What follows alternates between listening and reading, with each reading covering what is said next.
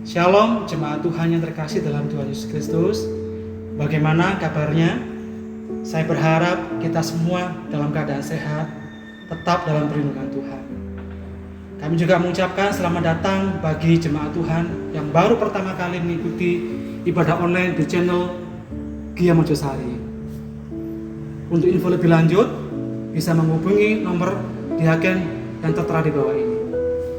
Kami juga mengingatkan bagi jemaat Tuhan untuk selalu memperhatikan protokol kesehatan, menggunakan masker, mencuci tangan, dan juga menjaga jarak. Bagi Bapak Ibu jemaat Tuhan yang membutuhkan layanan doa, bisa menghubungi nomor yang di bawah ini atau melihat deskripsi video di bawah ini. Untuk persembahan, Bapak Ibu bisa mengirimkan ke nomor rekening yang tertera di bawah ini. Tuhan Yesus memberkati.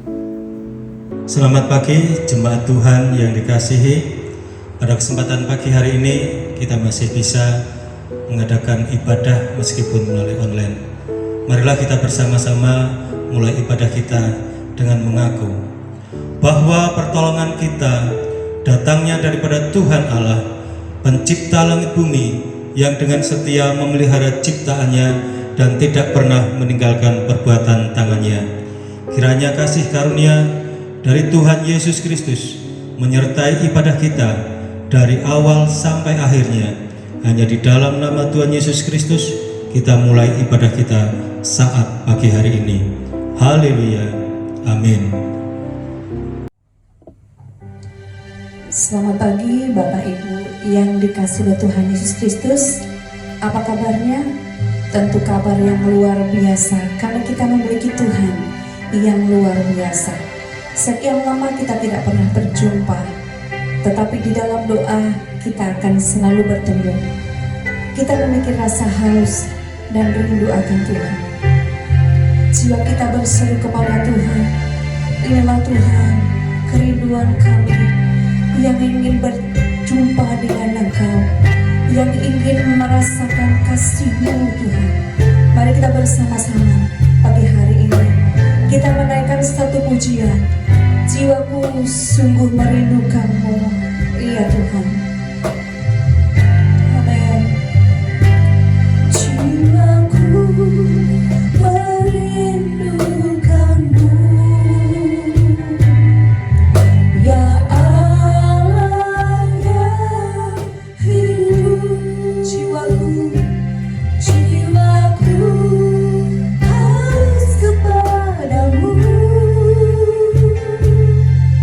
Ya Allah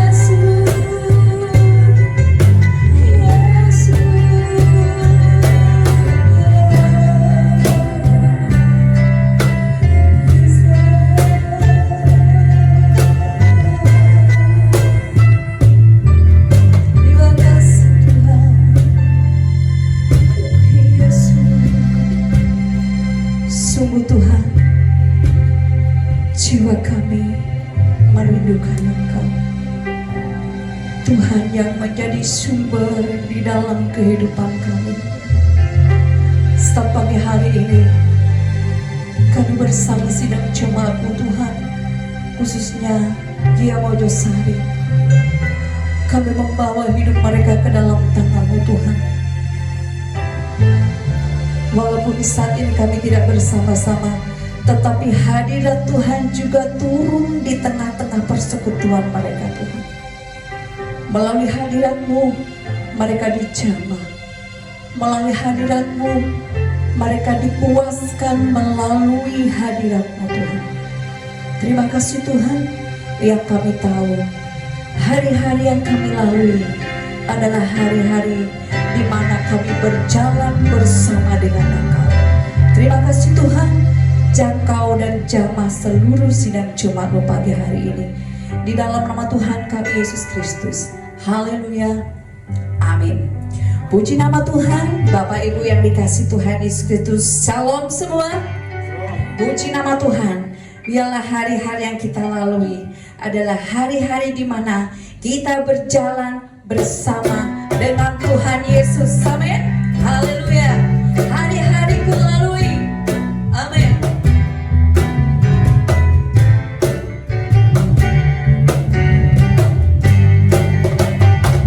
Hari-hari lalui bersama Yesus. Suka duka ku jalani bersama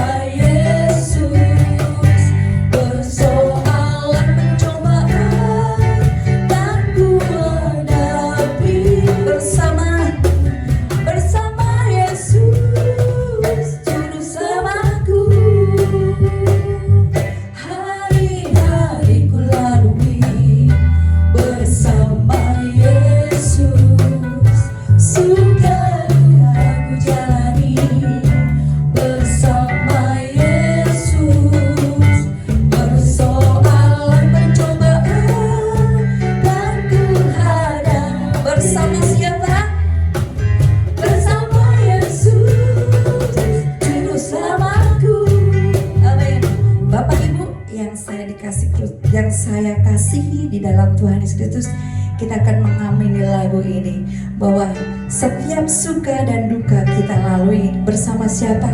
Yesus. Aminkan pujian ini. Hari-hari ku lalui. Amin. Hari-hari ku lalui bersama Yesus. Suka duka ku jalani bersama Yesus. Persoalan pencobaan kan ku hadapi bersama Yesus, Juru Selamatku. Amin. Haleluya. Tuhan Yesus memberkati saya dan saudara. Setiap badai apapun yang datang menimpa dalam kehidupan kita, yakinlah kita tidak sendiri. Ada satu sahabat yang menemani saya dan saudara. Amin. Dia adalah Bapa yang setia, Bapa yang peduli dengan kehidupan saya dan saudara. Dia sangat mengerti, dia sangat peduli. Amin. Haleluya.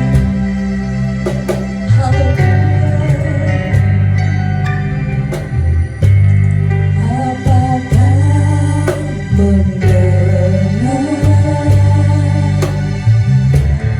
Seruan hatiku, tak pernah kau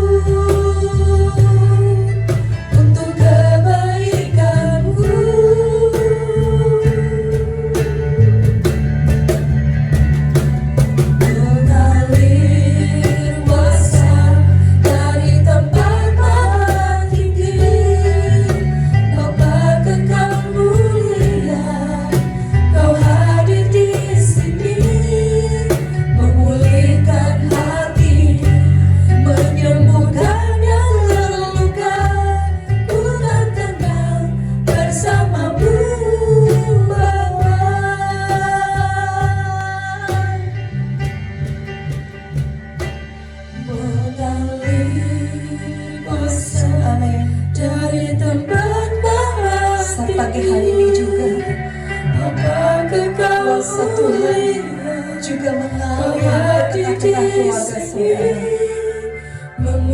Dia siap memulihkan semua yang patah yang terluka. Ku kan tenang bersamamu Yesus. Mengalir kuasa dari tempat maha tinggi. Bapa kekal mulia, Kau hadir di sini. Memulihkan hati, menyembuhkan yang terluka.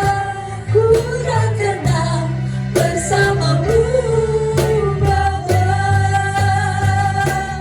Mengalir kuasa dari tempat maha tinggi. Bapa kekal mulia, Kau hadir di sini. Memulihkan hati, menyembuhkan yang terluka. Ku kan tenang bersamamu Bapa. Ku kan tenang bersamamu Bapa. Ku kan tenang bersamamu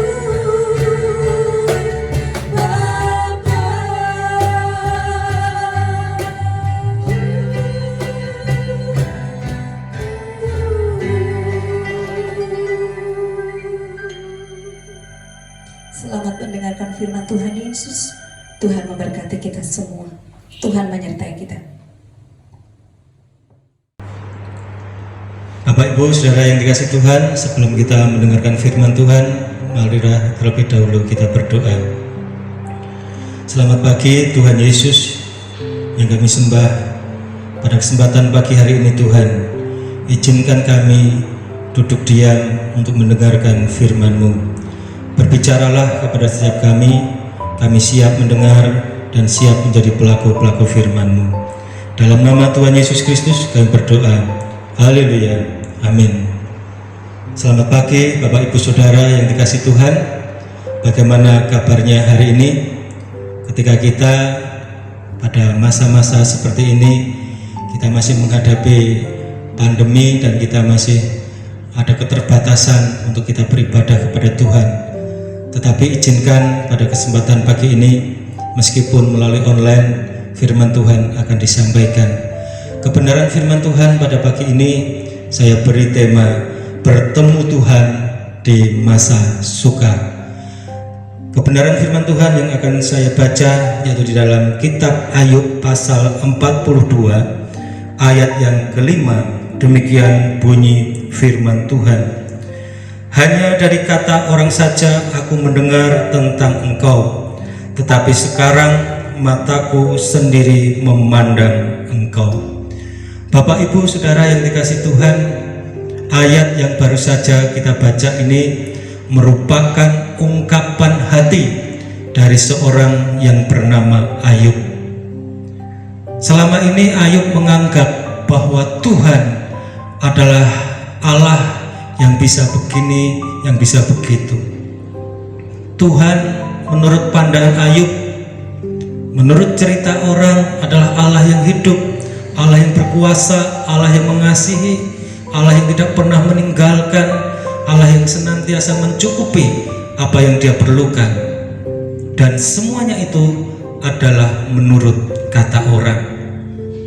Tetapi dalam sebuah proses kehidupan yang boleh dijalani oleh Ayub, Ayub bisa melihat dengan mata kepalanya sendiri dalam pengalaman-pengalaman kehidupan rohaninya, dalam pengalaman-pengalaman yang melibatkan kehidupan secara jasmani, bahwa ternyata Allah, dia bisa melihat dengan segala kemahakuasaannya, dengan segala kebaikannya, dengan segala apa yang dimiliki oleh Allah. Ayub melihat dengan matanya sendiri. Ayub mendengar suara Allah bukan dengan kata orang, tetapi dengan telinganya sendiri. Siapakah Ayub dan apa yang terjadi dalam kehidupan Ayub sehingga Ayub berkata demikian. Saudaraku, saya mengajak Bapak Ibu Saudara membaca Ayub pasal pertama, ayat yang pertama. Demikian bunyi firman Allah. Ada seorang laki-laki di tanah Uz bernama Ayub. Orang itu saleh dan jujur.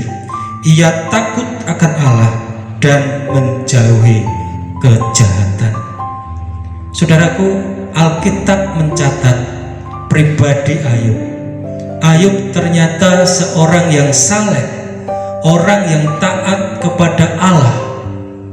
Ayub adalah seorang yang jujur, tidak melakukan dusta, tidak melakukan kebohongan. Alkitab mencatat bahwa Ayub ini takut akan Allah dan menjauhi segala dosa, menjauhi dari segala kesalahan-kesalahan.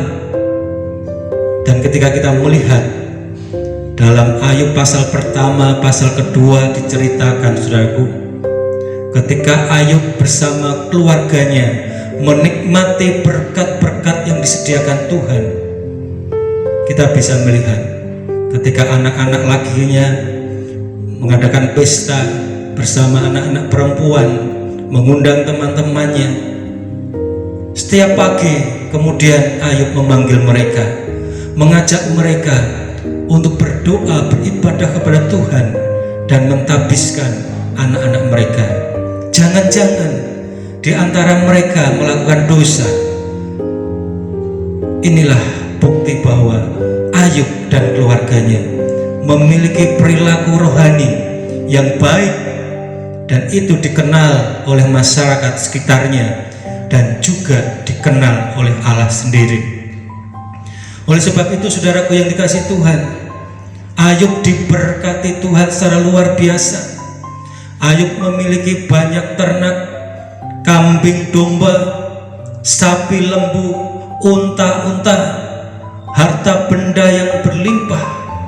Anak-anaknya diberkati Tuhan secara luar biasa. Ayub memiliki 7 anak laki-laki dan 3 anak perempuan. Semuanya diberkati Tuhan. Istri Ayub juga diberkati Tuhan. Tetapi saudaraku yang dikasihi Tuhan, ada sebuah peristiwa yang kemudian memproses kehidupan Ayub. Ayub diperhadapkan kepada masa-masa yang sulit. Ayub diperhadapkan pada masa-masa yang sukar di dalam kehidupannya.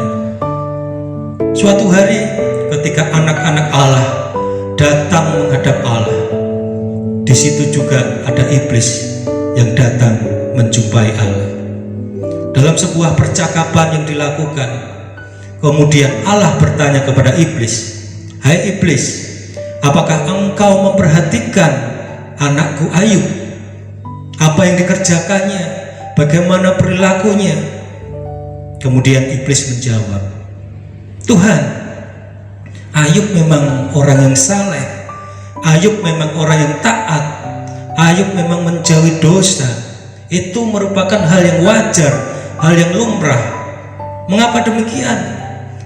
Karena engkau memberkati Ayub dengan berlimpah-limpah, harta bendanya banyak, ternaknya banyak, anak-anaknya rukun semua. Wajar jika Ayub menyembah engkau dengan sungguh-sungguh. Ayub mentaati segala perintahmu, itu hal yang wajar." Tetapi kemudian Allah berkata kepada iblis, "Nah terus bagaimana?" Iblis pun melakukan dialog selanjutnya.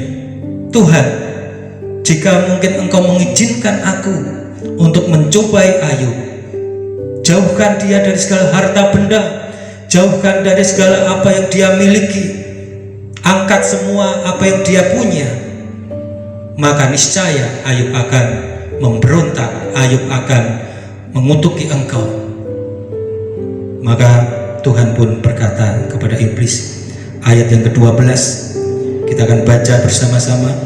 Maka firman Tuhan kepada iblis, "Nah, segala yang dipunyainya ada dalam kuasamu, hanya janganlah engkau mengulurkan tanganmu terhadap dirinya." Kemudian pergilah iblis dari hadapan Tuhan.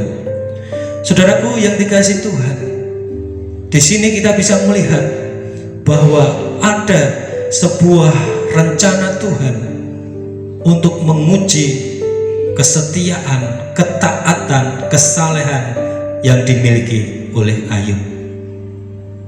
Tuhan mengizinkan iblis untuk mencobai Ayub, untuk mengangkat segala apa yang dia miliki, untuk mengangkat segala harta benda, segala ternak, segala apa yang dia miliki. Saudaraku yang dikasihi Tuhan, kemudian Allah mengizinkan Ayub masuk dalam masa-masa yang sukar. Allah mengizinkan Ayub memasuki masa-masa yang sulit dalam kehidupannya. Alkitab mencatat ketika anak sulung sedang mengadakan pesta bersama saudara-saudaranya dan mengundang teman-teman yang lainnya, seorang hambanya berkata kepada Ayub, lembu sapi Ayub dirampas oleh orang-orang Sheba, dan dia sendiri yang tinggal, yang hidup, sedangkan hamba-hamba yang lainnya mati dibunuh oleh orang-orang Sheba itu. Belum sampai hamba ini selesai berbicara, saudaraku, tiba-tiba datang hamba yang lain. Dia berkata, melaporkan kandang kambing domba terbakar habis, dan kambing domba yang dimilikinya itu pun mati binasa. Belum selesai hamba itu bercerita, hambanya yang lain pun datang berkata kepada Ayub, Ayub tuanku, unta-unta yang kita miliki semuanya dirampas oleh orang-orang Kasdim. Saudaraku yang dikasihi Tuhan, belum lagi selesai bercerita, hambanya yang lain pun datang berkata, tuanku Ayub, baru saja aku melihat rumah anak sulungmu itu roboh oleh karena angin yang sangat kencang, dan bangunan rumah itu menimpa anak-anakmu, 7 anakmu laki-laki dan 3 anakmu perempuan beserta seluruh hamba-hambanya meninggal semua. Saudaraku yang dikasihi Tuhan, sebuah malapetaka yang datang bertubi-tubi, datang silih berganti. Bagaimana respon Ayub ketika dia menghadapi banyaknya masalah dalam kehidupannya dalam waktu sekejap? Apakah Ayub kemudian meninggalkan Allah? Apakah Ayub kemudian mengutuk Allah? Kita bisa melihat, saudaraku, ayat berikutnya. Ayub berkabung, dia melepaskan jubahnya, dia duduk di antara abu-abu, dia kemudian sujud menyembah kepada Allah. Ayat 20 dicatat. Kemudian ayat 21, Ayub berkata kepada Allah, ketika aku lahir, aku tidak mempunyai apa-apa, aku tidak mempunyai harta benda. Ketika aku mati pun, aku nanti juga tidak membawa apa-apa. Tuhan yang memberi dan Tuhan yang akan mengambil semua harta yang aku miliki. Saudaraku yang dikasihi Tuhan, kemudian ayat 22 Alkitab mencatat, dalam kesemuanya itu Ayub tidak berbuat dosa dan tidak menuduh Allah berbuat yang kurang patut. Saudaraku yang dikasihi Tuhan, meskipun masalah datang bertubi-tubi, meskipun semua harta bendanya lenyap dalam seketika, meskipun ternak-ternaknya mati dan dirampas oleh musuh, dan meskipun ke-10 anaknya binasa dalam sebuah runtuhnya rumah mereka, Ayub tidak menuduh Allah berbuat yang tidak patut. Ayub tetap percaya bahwa Tuhan adalah Allah yang baik, Allah yang memberkati, Allah yang melindungi, Allah yang menyertai, Allah yang tidak pernah meninggalkan sedikit pun. Hingga pada suatu hari ketika anak-anak Allah datang menghadap kepada Allah, iblis pun datang ikut serta. Kemudian Tuhan Allah bertanya kepada iblis, hei iblis, bagaimana reaksi, bagaimana respon Ayub ketika engkau mengangkat semua harta benda apa yang dimiliki oleh Ayub? Bukankah Ayub masih setia? Bukankah Ayub masih menyembah Tuhan Allah? Bukankah Ayub tetap menjadi orang yang saleh, taat, melakukan apa yang aku perintahkan? Kemudian iblis mengajukan permohonan kepada Tuhan.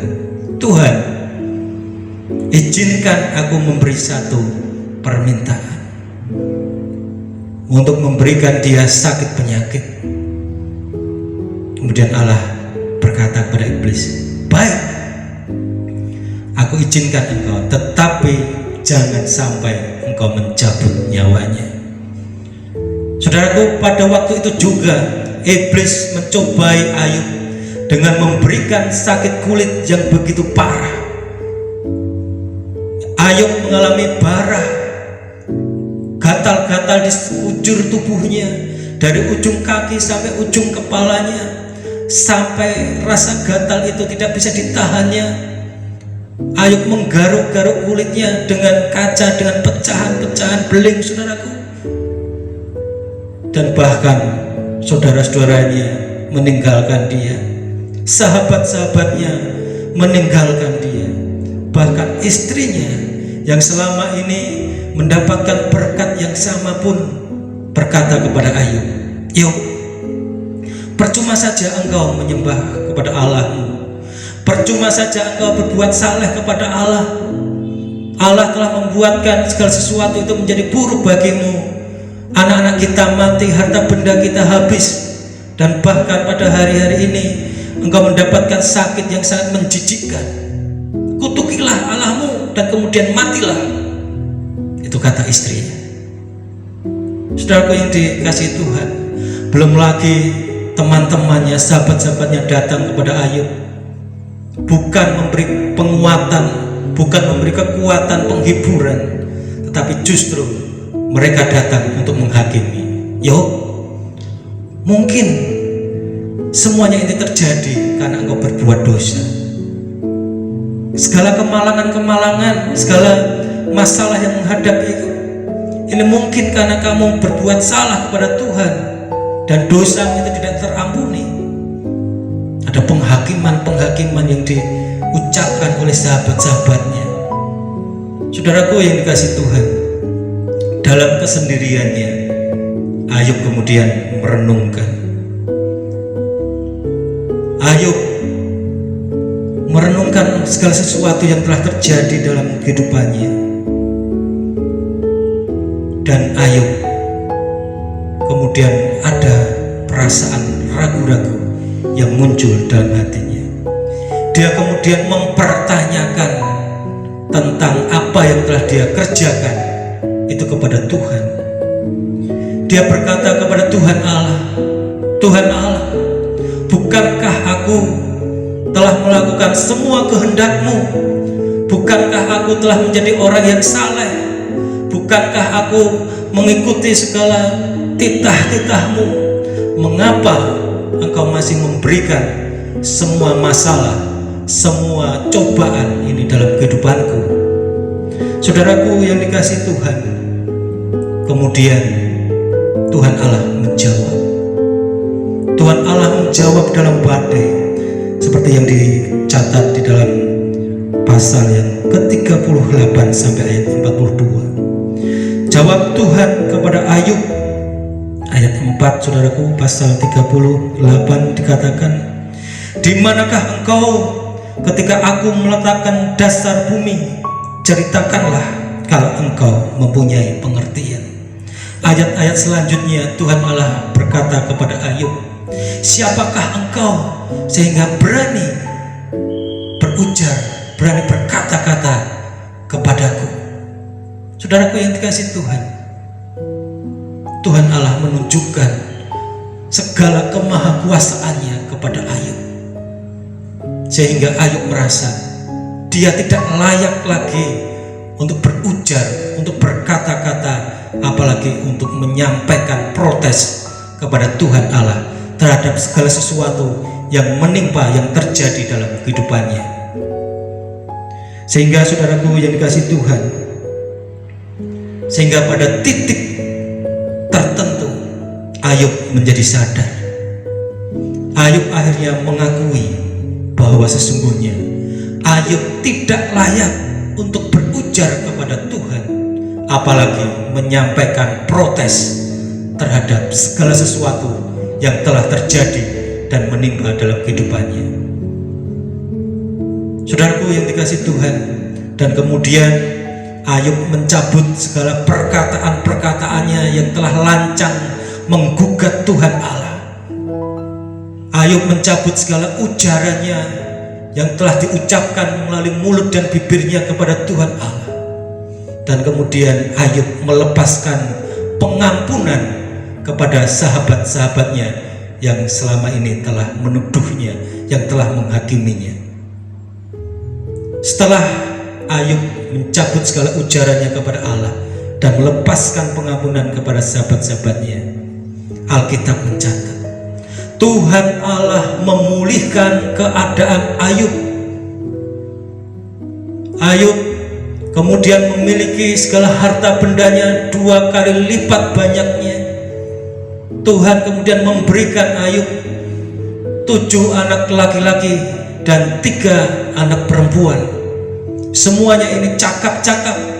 Bahkan 3 anak gadisnya itu terkenal sebagai anak gadis yang paling cantik di daerah itu. Saudaraku yang dikasihi Tuhan, inilah gambaran kehidupan orang-orang Kristen. Seringkali orang Kristen menganggap bahwa ketika kita takut kepada Allah, ketika kita menjadi orang saleh, ketika kita sudah melakukan apa yang menjadi perintah Allah, kita menganggap bahwa kehidupan kita masuk dalam berkat-berkat Tuhan. Tapi saudaraku yang dikasihi Tuhan, melalui firman Tuhan pada pagi hari ini, kita bisa belajar bagaimana Tuhan mempunyai rencana dalam setiap kehidupan kita. Ketika ada banyak masalah, ketika ada banyak pergumulan-pergumulan yang terjadi dalam kehidupan kita, itu semua seizin Tuhan. Dan Tuhan akan melihat bagaimana respon kita. Tuhan akan melihat bagaimana sikap hati kita. Apakah ketika kita merasa bahwa diri kita menjadi orang yang saleh, kita menjadi orang yang taat melakukan perintah Tuhan, kita menjadi pelayan-pelayan Tuhan yang setia, yang tekun, kemudian datang masalah silih berganti, akhirnya kita meninggalkan Tuhan?